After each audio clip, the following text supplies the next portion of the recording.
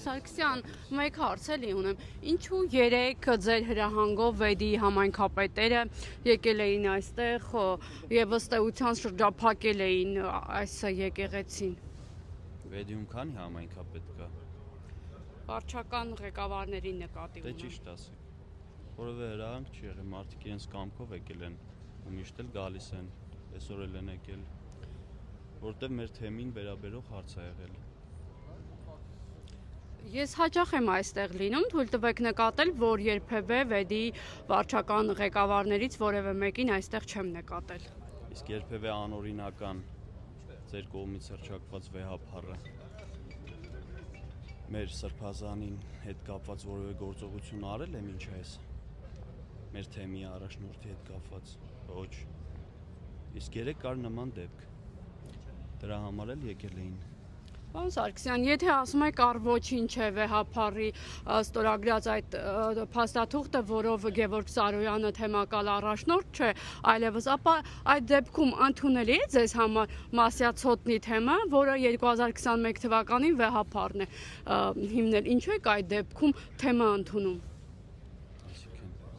Մենք եթե այս թեմի հետևորդներ ենք, ոնց կարող ենք չընդունել։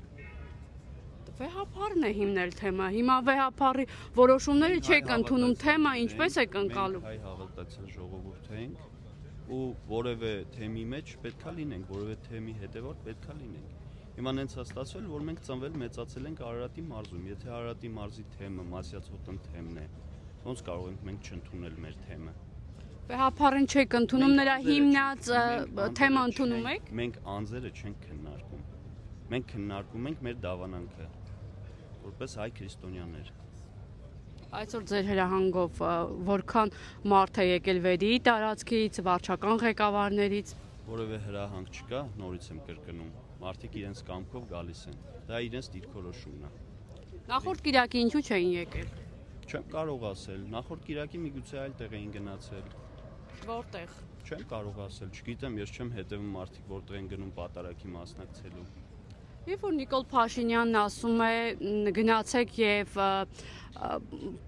հորդորեք, որպեսզի վեհափառի անունը զեղչվի, սա ուղիղ հրահանգ չի վարչապետի կողմից եւ լիազորությունների չարաշահում։ Դա դիրքորոշում է, որը վարչապետը արտահայտում է,